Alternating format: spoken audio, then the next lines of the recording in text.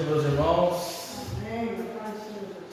Que a graça e a paz do Senhor Jesus esteja com cada um de vocês essa noite. Amém. É uma alegria imensa estar aqui mais uma vez com os irmãos e poder compartilhar aquilo que Ele colocou no meu coração. E espero que, assim como eu fui alimentado por essa palavra, os irmãos também sejam alimentados, libertados e transformados pela palavra do Pai. O tema de hoje é: não se preocupe com o amanhã. Não se preocupe com o amanhã. É realmente confiar na providência divina. E porque, assim, como eu tenho o compromisso de sempre estar ministrando algo que eu estou vivendo, o que eu já vivi, eu estou vivendo. E essa palavra, essa mensagem, esse trecho da Bíblia que nós vamos ler hoje, discutir, é algo que está mexendo com o meu coração já faz uns dias, né? Confesso que já tem quase um mês que está mexendo com o meu coração. Minha irmã, obrigado, Deus abençoe.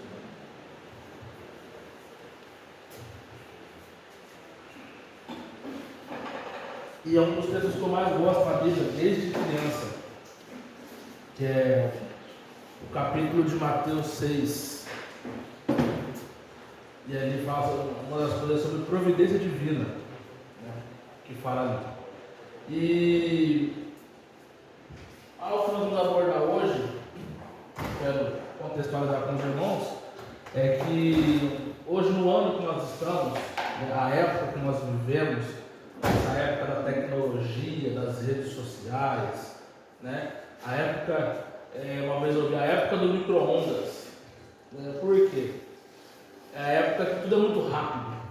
A gente tem pressa nas coisas. A gente quer as coisas realmente para, não é nem mais para ontem, é para antes de ontem. A gente quer as coisas. A gente quer assim, ó, que as coisas aconteçam num estalo, né? Então, por exemplo, assim, eu ainda peguei muito esse negócio, por exemplo, na hora de cozinhar, né, disso? Antigamente, o fogão a lenha, para você fazer um arroz, um feijão no fogão a lenha, você leva tempo. Hoje em dia você coloca o arroz lá no micro-ondas, em 15 minutos, pronto o arroz. Antigamente tinha que pegar a lenha. Tinha que pegar a lenha, nossa, era um trabalho. Afia uma chave, corta a lenha, não sei o que, coloca fogo, vai pé. E então assim, nós estamos nesse tempo onde nós queremos tudo muito rápido, tudo para ontem, tudo num estalo. E isso aflige muito o quê? A ansiedade na gente. Expande a ansiedade na gente. De 2019 para cá, né, pandemia, além da própria doença, né, que enfim devastou o nosso mundo, nosso planeta, o que mais atingiu depois do Covid foi o quê? A saúde mental das pessoas. Porque nós vivemos um contexto onde nós nunca tínhamos visto nada parecido. Do dia para a noite tudo se fechou. Não sei exatamente como foi aqui em Caraguá, porque eu não estava aqui nessa época. Mas na cidade que eu e minha esposa morávamos, a gente não podia nem ir na igreja. Se a gente abrisse a igreja e passasse a fiscalização, a gente era preso. Se você queria trabalhar e abrir seu comércio, você era preso. Preso mesmo. Eu vi pessoas sendo presas, né, porque estava indo contra a saúde pública. E aquilo gerou uma grande ansiedade nas pessoas. E eu vi pessoas assim que tinham certeza de tudo num dia, no outro dia não tinham mais certeza de nada. Pessoas que tinham seu comércio, tiveram que fechar, e agora o que vai ser de mim? Porque as pessoas não se prepararam. As pessoas, muitas delas não tinham fé naquilo que nós temos, que em Deus. As pessoas não esperavam por tempos difíceis, né? A gente também, confessa que eu como cristão, muitas vezes eu não espero tempo difícil, ainda mais pela rotina do dia a dia. E aí nesse tempo, o que eu comecei a fazer? Eu comecei a estudar muito sobre como o nosso cérebro funciona, como o nosso corpo funciona, porque essa questão da saúde mental começou a pegar muito, e eu queria entender o que está acontecendo com o mundo. E aí foi onde eu comecei a estudar muito sobre como o nosso cérebro funciona. E eu vi que a ansiedade é uma das coisas que mais matam as pessoas, né? Essa questão da saúde mental. Então, a palavra já fala para nós cristãos sabemos de cor, não devemos andar ansiosos por nada. Mas, na rotina do dia a dia, na nossa busca de vencer sempre mais um dia, nós estamos sempre ansiosos, né? Então, o que tem te levado a ter preocupações no seu dia a dia e na sua rotina? Essa já é uma reflexão já por início dessa mensagem. O que tem te levado a ter preocupações? E aí eu vou convidar os irmãos a abrir em Mateus 6, lá no versículo 25. Mateus 6, 25.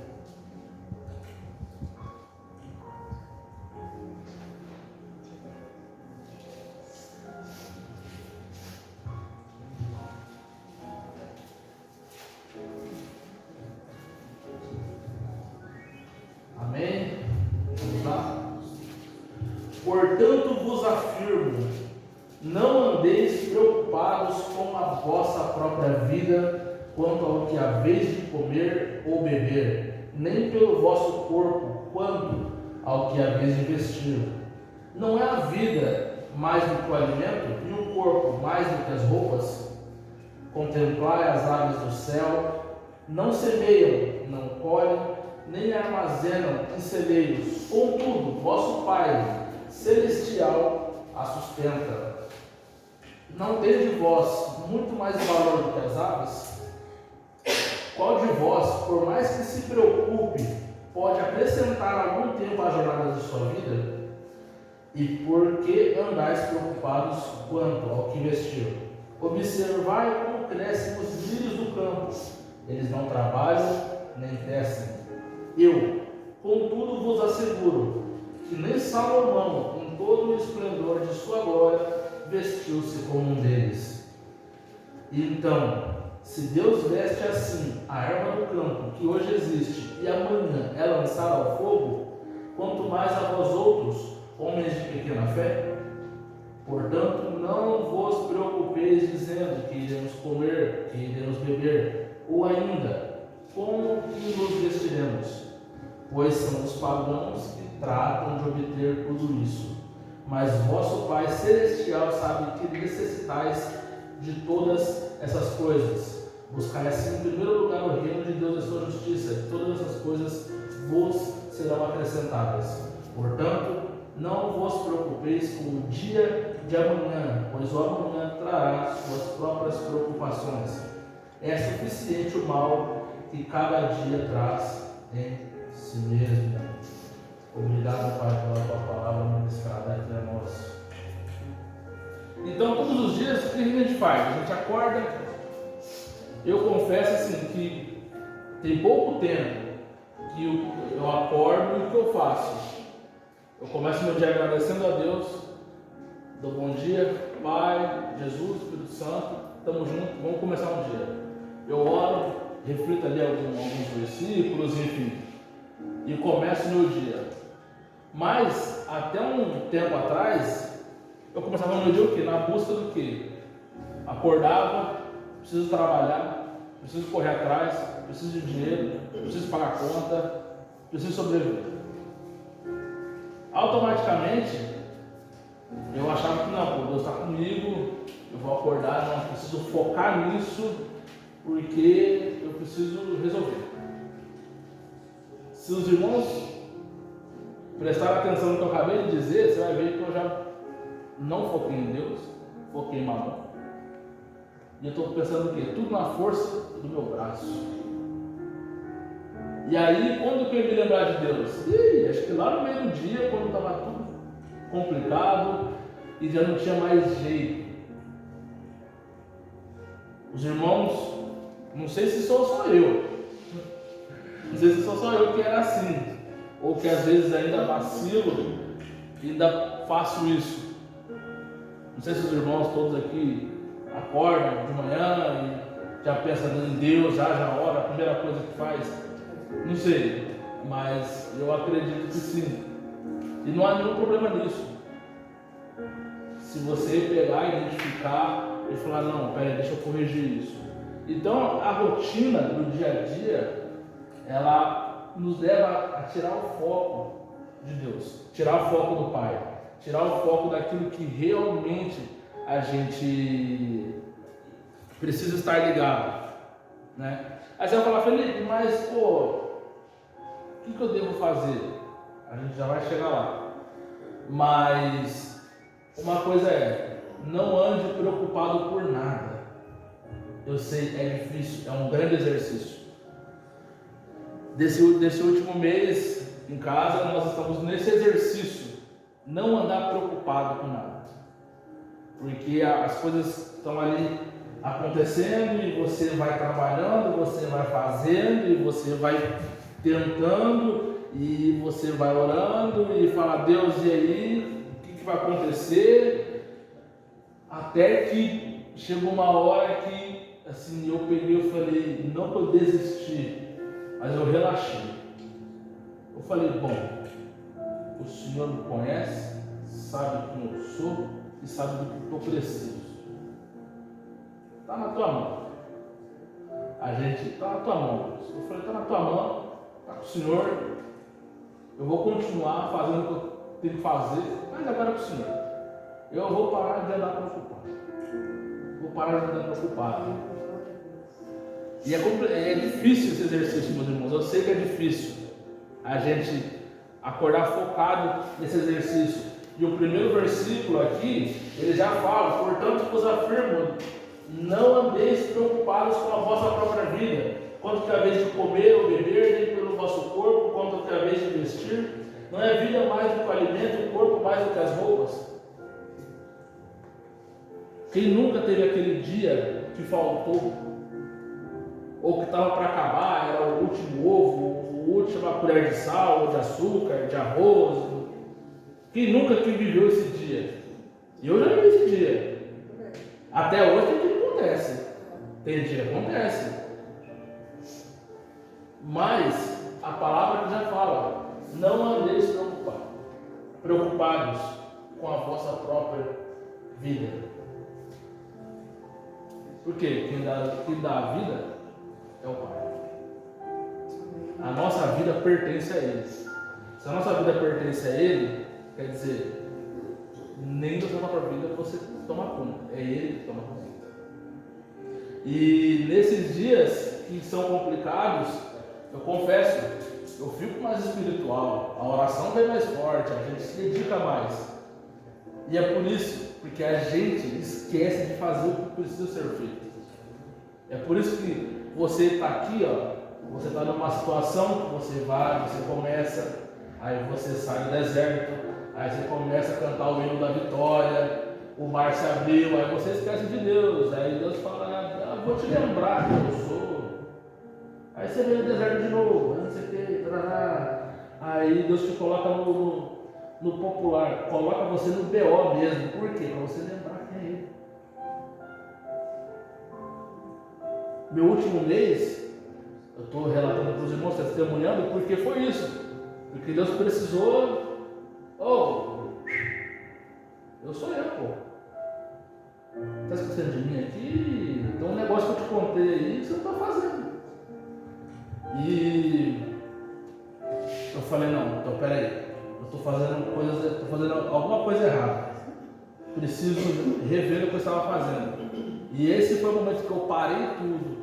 Eu comecei a rever o que eu estava fazendo de errado. Eu falei, não, opa, preciso acertar aqui, vamos ajustar aqui.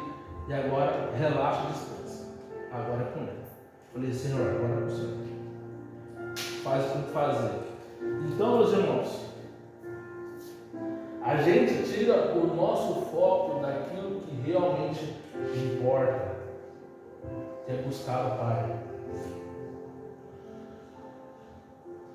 No versículo 26, contemplai as aves do céu, não semeiam, não colhem, nem armazenam em celeiros, contudo o vosso Pai Celestial as sustenta. Não tem de vós muito mais valor do que as aves? E que o versículo aqui passa para a gente. O que a gente pode fazer de reflexão? Se a gente olhar a natureza não anda, não fala. O que o pombo faz? O que o pássaro faz? Sobrevive?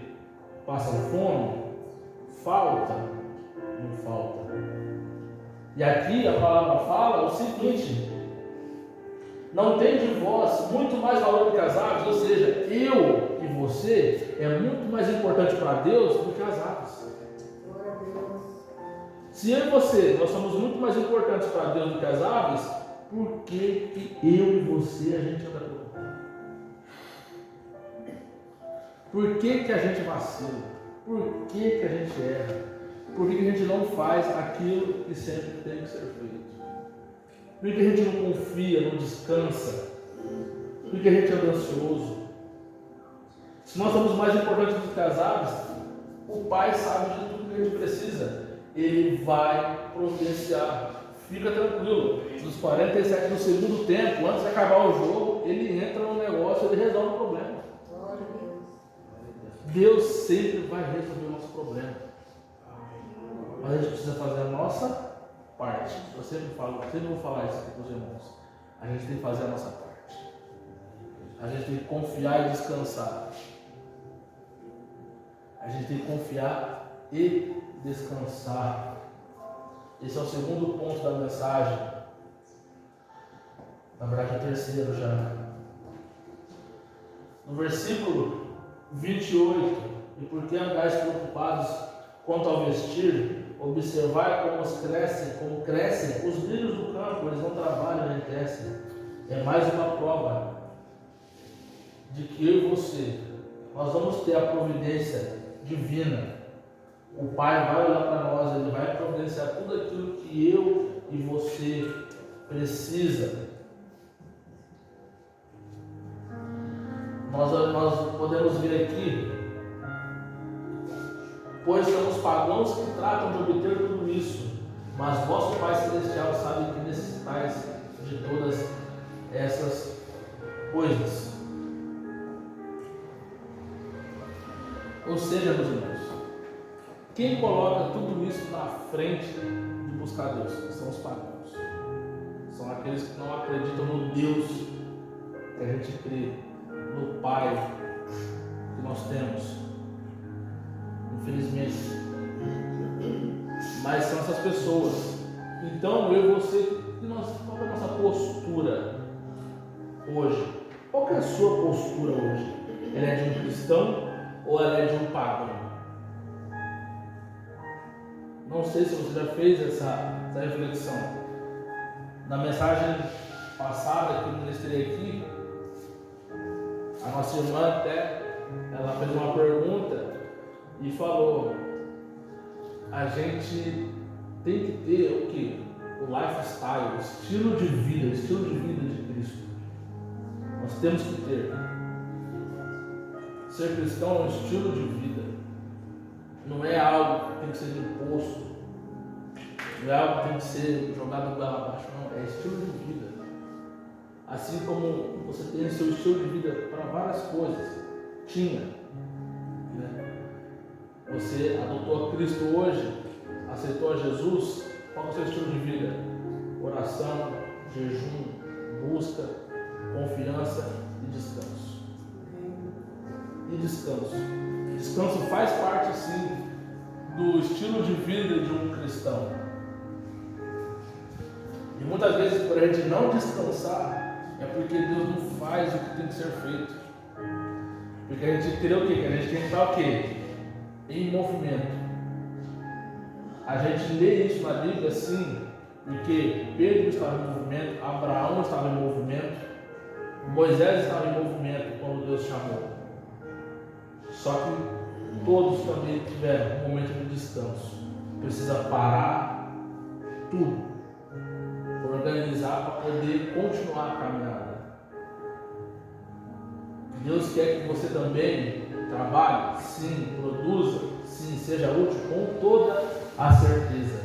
mas Deus também quer que você descanse. Deus quer que você descanse. É o desfrute. Quando eu penso no desfrute, eu penso igual no começo, lá no início, quando Deus descia todo dia lá, trocava uma ideia com Adão. Devia ser um negócio muito legal, um negócio muito massa. Devia ser um desfrute gigantesco, um descanso massa.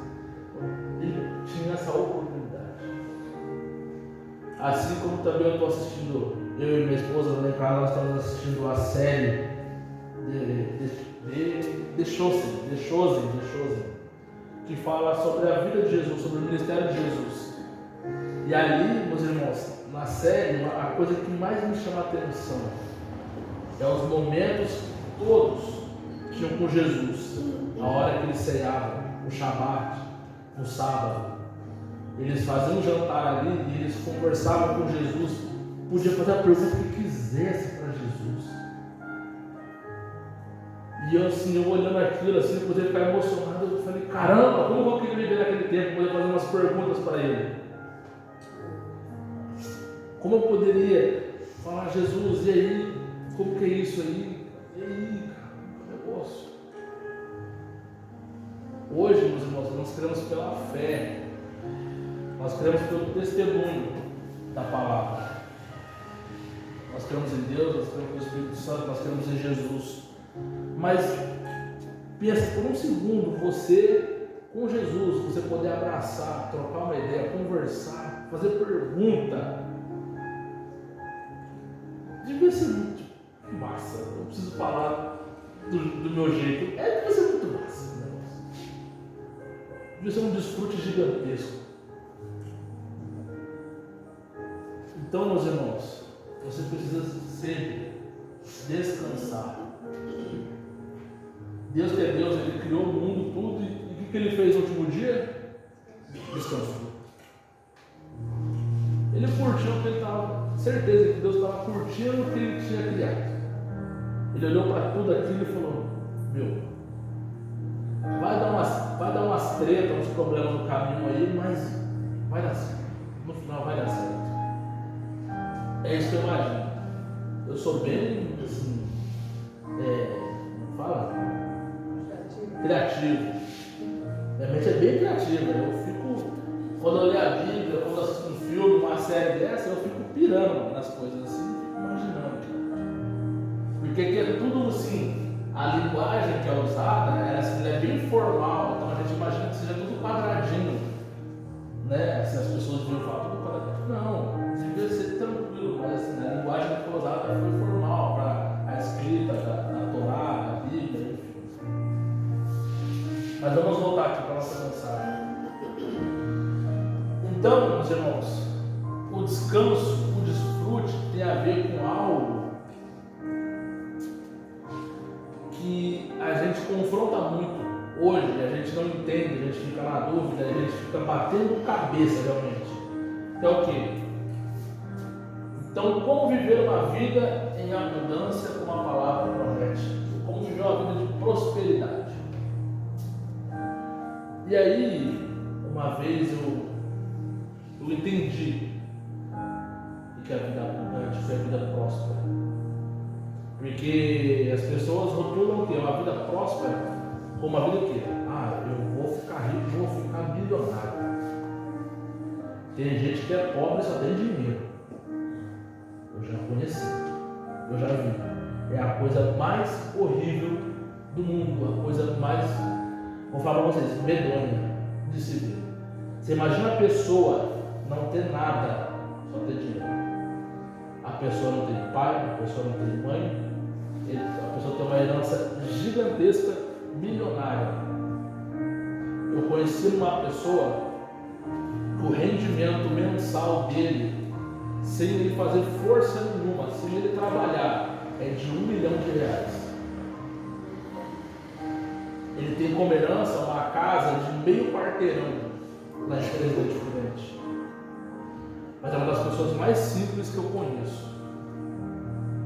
Ele andava com um carro pior do que o que eu tenho, sempre de chinela havaiana, regata, short. ter um rendimento desse. Mas infelizmente já não tinha mais o pai, nem a mãe, e ele é mais novo do que eu. Eu tenho 32, ele deve ter uns 26 anos. E você vê a tristeza no olho dele, porque os pais se foram, os irmãos dele, cada um foi cuidar da sua vida, ele é o mais novo. Então o que ele faz com isso? Ele distribui isso com os amigos, oferta, na vida dos amigos, ajuda as pessoas. E essa é a busca. Muitas vezes, quando a gente acorda, preciso buscar aquele dinheiro, porque eu preciso comer, eu preciso fazer. Eu e você, com certeza, nós temos muito mais do que essa pessoa que eu conheço tem. E hoje eu posso agradecer. Eu sou casado, eu tenho minha esposa, eu tenho meu pai, eu tenho minha mãe, eu tenho meus familiares, eu tenho amigos, eu tenho emprego. Só falta o dinheiro. A gente precisa dele, ele é uma ferramenta. O dinheiro é uma ferramenta nossa. Ele não pode ser o Deus da sua vida. Mas reflita agora. Será que só porque você não está com o dinheiro no bolso, realmente te falta tudo? Realmente te falta tudo? E prosperidade. Prosperidade eu aprendi com a minha falecida avó, que era uma das pessoas com a maior fé que eu já conheci na minha vida. Ela era uma senhora, não lembro a idade que ela faleceu, isso é um erro meu, mas já era uma idade bem avançada. E minha avó era uma pessoa rica, de sabedoria, de fé. Mas ela era uma pessoa que, se qualquer pessoa chegasse e falasse da família: vó, preciso de R$500 emprestado para ti. Vó, me ajuda aqui. Tinha. Vó, não sei o que, tem. Ou os filhos dela, no caso, posso falar, minha mãe, ou meus tios, preciso de ajuda, ela ajudava. Aí você vai me perguntar qual que era o rendimento dela. Por muito tempo da vida dela era no máximo 2 salários mínimos. 2 salários mínimos. E ela sustentava a casa dela, ela sustentava a casa de um monte de gente, e ela ainda dizimava, ofertava e ajudava a família. Isso é prosperidade. Prosperidade, ela é a ausência de necessidade. Você, quando você acorda, né, todos os dias, amém, estamos todos aqui de pé ainda. Estamos todos de pé. Apesar que, depois que eu entendi que estar na Nova Jerusalém é melhor, anseio por esse dia. Mas estamos de pé, estamos com saúde, com certeza, amém, glória a Deus. Você tem tudo. Tudo. Então, meu irmão, o dia que você resetar tudo que tem para resetar, fazer o que tem que fazer, os seus rendimentos frutificarem, você ser próspero, não te falta nada. Seu aluguel está em dia, você não passa fome, todas as suas contas estão pagas, água, luz, internet, a conta do celular, você ainda dizime e oferta. Está tudo certo. Isso é prosperidade. Prosperidade é você ter paz. Prosperidade não te falta nada. Você está com Deus caminhando ao lado dele. E aonde que a gente entende isso? A gente entende isso no versículo 33.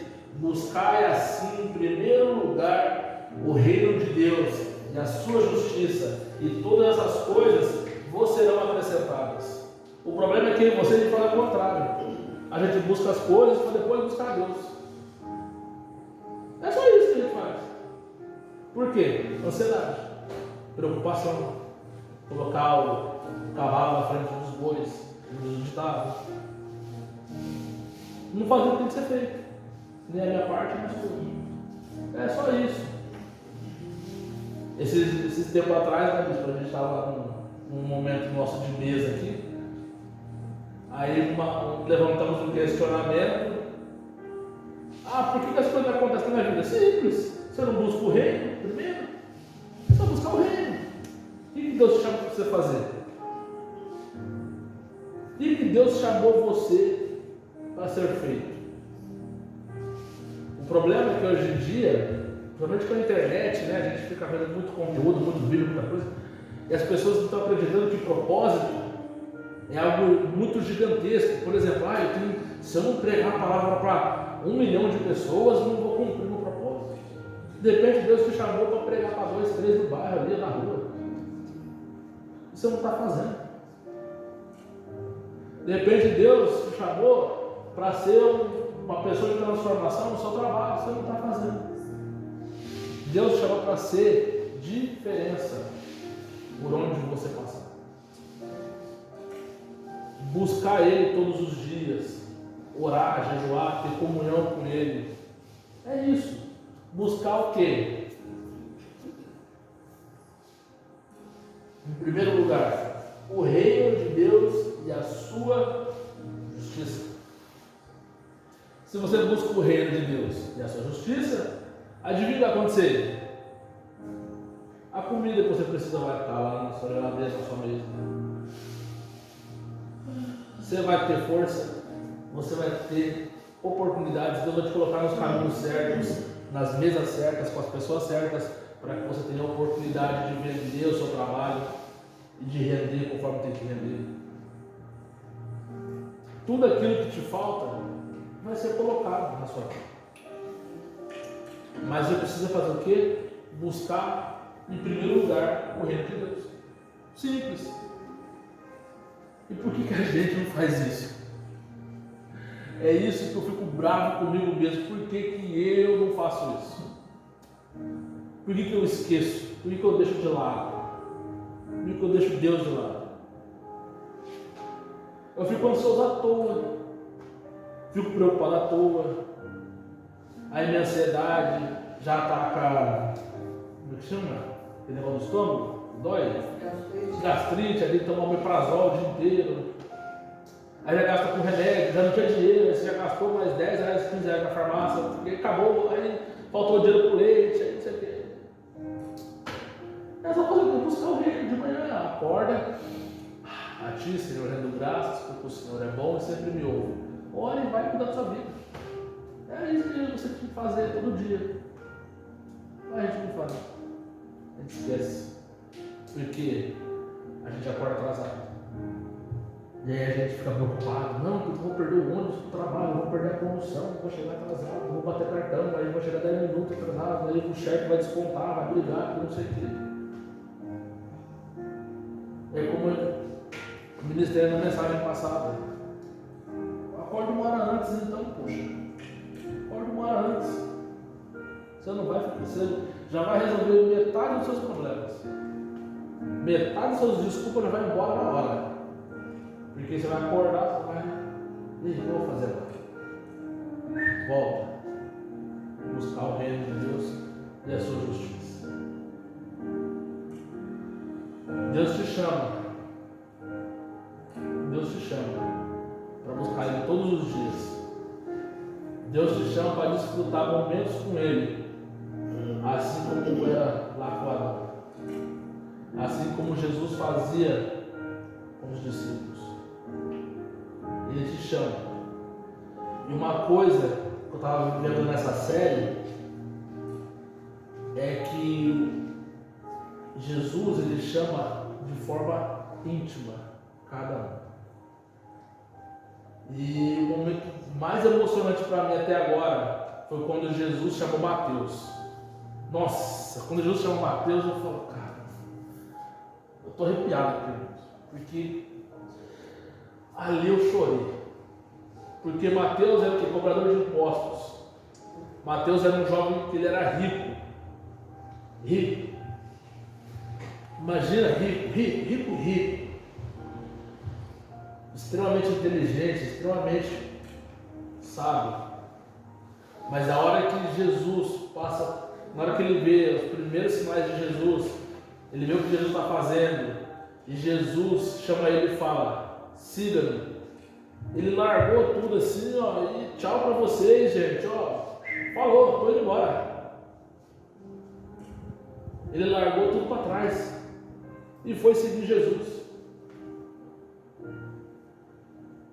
Eu vou te fazer uma pergunta: você hoje tem coragem de largar o que você tem e seguir Jesus? Seguir o que ele fala para você? Aquele que já está falando para você, ó, eu não quero. E você, pensa que o cara é gente boa, porque ele nem insiste com você. Ele insiste. Isso me pegou, porque aí eu comecei a ler tudo de novo, Mateus, comecei o Novo Testamento tudo de novo. Eu falei: eu preciso entender mais sobre Jesus. Eu preciso entender mais. Meus irmãos, Ele te chama de forma íntima para ter comunhão com Ele.